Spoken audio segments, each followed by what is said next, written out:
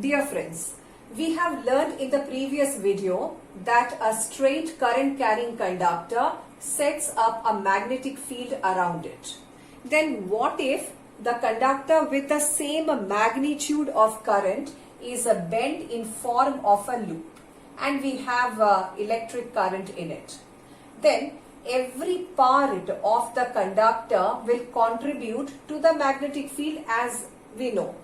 Then the strength of magnetic field in the core of the loop carrying current will have comparatively more field than the amount of field that we get due to a straight current carrying conductor.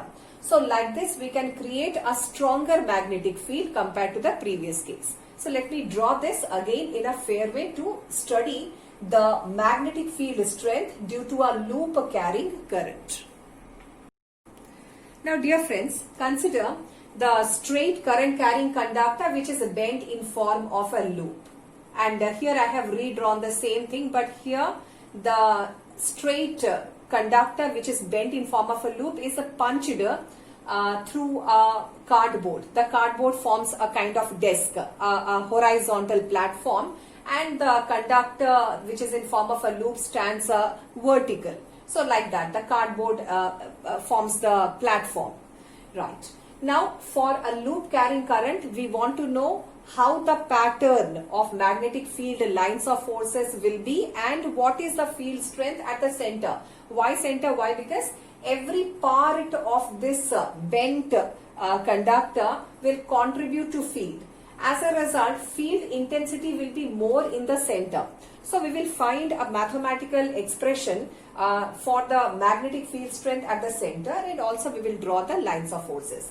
Lines of forces very nicely we can draw. We can take a compass the way we have done in the previous video for a straight current carrying conductor that we have punched through a cardboard which is placed horizontal to the ground and the conductor vertical, same style. So we can have a compass needle somewhere here and we will just track the arrowhead, and the arrowhead will take us around this component of the conductor. So by taking a compass needle and following the arrowhead by putting dots and later connecting the dots with free hand, we can draw the pattern of field lines. So when we consider the loop, we are not considering the complete part. We are only considering a small section, which is a straight conductor. For a straight conductor, the pattern of field lines will be in form of concentric circles. That is what we have studied in the previous video. So this, like this, the field lines will be. And the direction of field. Every time, friends, keep this in mind. For a straight current carrying conductor, magnetic field will be at a plane or in a plane perpendicular to the current direction. So here also these concentric circles are in a plane perpendicular to the current direction. So the board is like this, so I am drawing like this, but it is in a plane perpendicular to the current direction. And direction of magnetic field. So this is the pattern of magnetic lines of forces. The direction of magnetic field or the lines of forces, the direction of lines of forces in fact can be found using the right hand thumb rule. Right hand thumb rule where the thumb is along the direction of current and the fold or curl of four fingers will give us a direction of magnetic field. So I am applying it here. So this is the direction of current and this. So this means like this the field will be out and in like this, and here the current direction is this. So I am applying the right hand thumb rule and something like this. So like this means, so the field will be something like this. So for this, the field is in, it is going inside, it means it is going inside. So here for both the sections, current direction is current direction is opposite, field direction goes in, that means out to in. And as we will draw still more concentric circles using a compass needle, we can do it. We'll get more and more concentric circles. We'll find at the core of this loop carrying current, the field lines will be almost parallel lines. no two lines of forces will ever intersect. So magnetic lines of forces will be like this, and direction of magnetic lines of forces can be found for a loop carrying current using the right hand thumb rule. So that is what we have applied. And once we have a cardboard and we have connected the loop to a very simple circuit, a battery of cells and a variable resistance. Variable resistance is to study certain factors of field strength. Now, for a certain magnitude of current, when we close the circuit, there will be current in this loop. Then we can sprinkle iron powder. When we sprinkle iron powder or iron fillings and we tap this cardboard, so when we tap it, the iron fillings will align themselves in form of concentric circles. So that is also a hint that at a point or at a part of a loop carrying current, the field pattern will be concentric circles. That means it will be considered as a straight current carrying conductor section. So the field lines will be like this. The same field lines we can draw using a compass needle, as I said. We will have to only track the needle direction and put the dots and connect the dots. So the way we have done for bar magnet field lines, go to the previous videos to see how we have drawn the magnetic lines of forces using a compass needle by placing it at the poles and just tracking the arrowhead, later on connecting the dots. Right. So the field lines will look like this. So magnetic field pattern due to a loop carrying current will also be in form of concentric circles. And as I said, as we come close to the center, the field lines will be parallel lines. Lines will not intersect. Next. So we want to study the field strength at the center of a loop carrying current. So for studying the field lines at the center of a loop carrying current, say somewhere in the center at the point P, field strength. Certain factors to be remembered, that magnetic field strength depends upon the magnitude of current in the conductor. Very simple. More magnitude of current in this coil, that will make or that will create a stronger field, and field strength will be more in the center because every part of this loop is improving the intensity. Also friends, how much diameter or radius of the loop will be less, that much stronger field. That means if the loop has a very big radius or diameter, field strength at the center will be less. If the loop's diameter is less, field will be stronger. So these are certain factors. So magnetic field strength is directly proportional to the magnitude of current. More current, stronger field. Less current, mild field. Magnetic field strength at the center of the loop carrying current depends upon the radius. But how it depends? Less the radius, stronger the field, because how close the conductor will come, that much, that means how small, that much the field intensity will be. How far this field will be away. So less the radius, stronger the field at the center. So magnetic field strength and the radius of the conductor, these are inversely proportional. So we can create or we can get a mathematical expression for field strength at the center of a loop carrying current. If these two I assemble, I will get field strength at the center, at point P, at the center of the loop is proportional to, I have to multiply the right side, I by R. R is a radius of the loop. I is the magnitude of current in the conductor, and R is the radius of a loop. Radius of the loop carrying current which has created the magnetic field. Then whenever we want to remove the proportionality symbol, we have to put is equal to and a proportionality constant. So I can rewrite this as B is equal to K I by R. and here K is the constant of proportionality, which is equal to, for this case, it is mu naught by 2. Mu naught is the permeability of a vacuum. Permeability of a vacuum. Permeability of vacuum's meaning is, permeability's meaning is what is the ability of that medium to allow the lines of forces. That means there will be a medium which allows the magnetic lines of forces, means magnetic field, to freely move through it.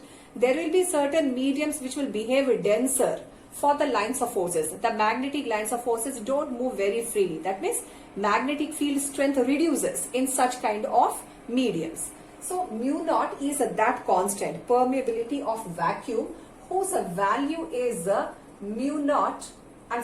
whose value is 4 pi into 10 to the power minus 7 Tesla meter per ampere. This is it.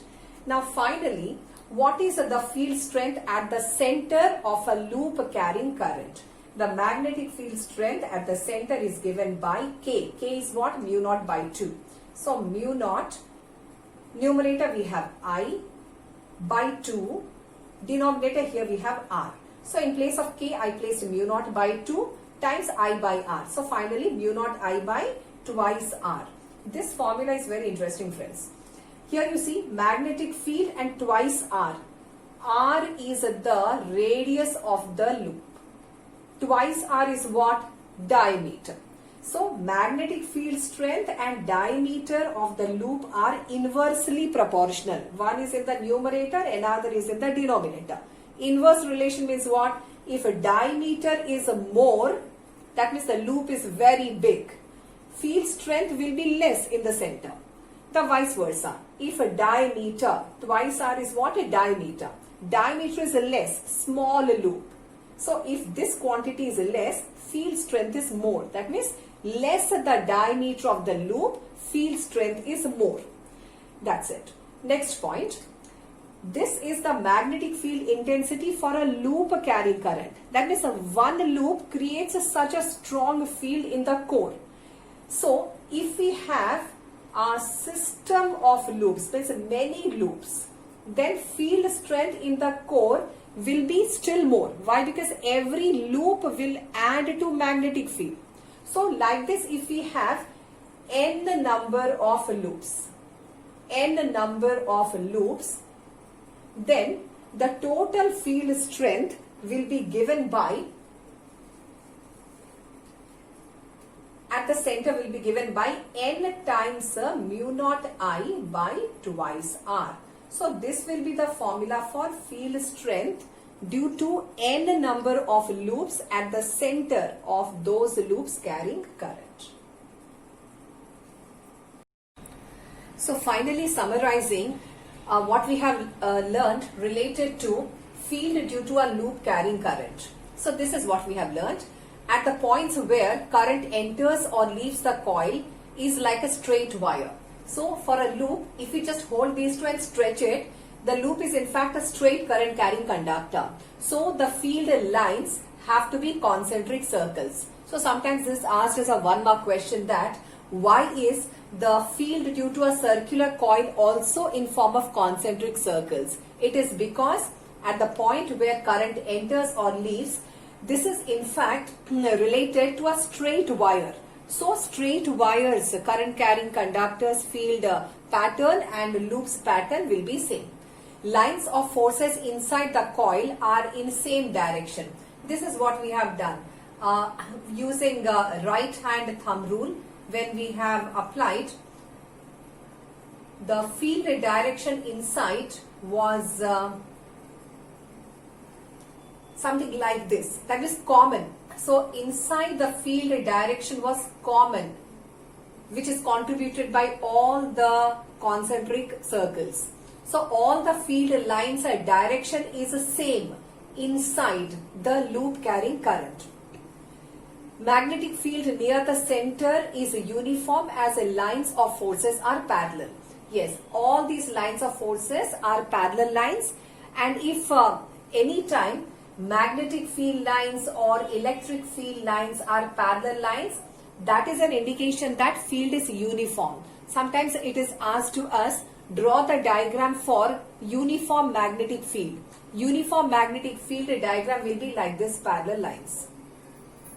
Next, at the center, the plane of magnetic field is perpendicular to the coil. Always magnetic field is perpendicular to the direction of current, and inside, due to this loop also, the plane of magnetic field will be perpendicular. In the previous slide we have discussed, we have punched a cardboard, and when we sprinkled iron fillings, the iron fillings attached the way that it has clearly indicated that magnetic field and current direction are always perpendicular. And that is about direction. And the magnitude of a magnetic field is directly proportional to magnitude of current. Using this, we have derived the expression for field intensity due to a loop carrying current at the center. We got this as B as mu naught I by twice R. And if number of loops are more, the total field strength at the core will be N times mu naught I by 2 pi R. Then, now coming to the final conclusion related to magnetic field due to a loop carrying current. Looking at the face of the coil, if current is clockwise, then the face develops a dash polarity. See friends, this is very interesting. Every loop carrying current behaves like a slice of a bar magnet. What do we understand out of it? That means if a bar magnet is sliced into many pieces, then every small part that behaves like a magnet. So similarly, each loop behaves like a slice of bar magnet. If a current in the loop is in clockwise direction, so this is called clockwise, the way our clock rotates. So when electric current is in a clockwise direction, then the face of the loop has which polarity? See friends, face of the loop will have the south polarity. Like this, when we draw, we can remember also. If current is clockwise, the face of the loop that is facing us is a south pole and behind is a north pole. Similarly, when current in a loop is in anti-clockwise direction. See, this is called anti-clockwise. So when electric current is in anti-clockwise direction, then the face of the loop is what polarity? Face of the loop we can draw something like this. So that is north pole. If current in a loop is anti-clockwise, the face of the loop will be north pole and behind is a south pole. So I just do the last point. Looking at the face of the coil, if a current is a clockwise, the face develops, see friends, clockwise, then the face develops a south pole or south polarity. And if current is anti-clockwise, the face develops a north pole or north polarity.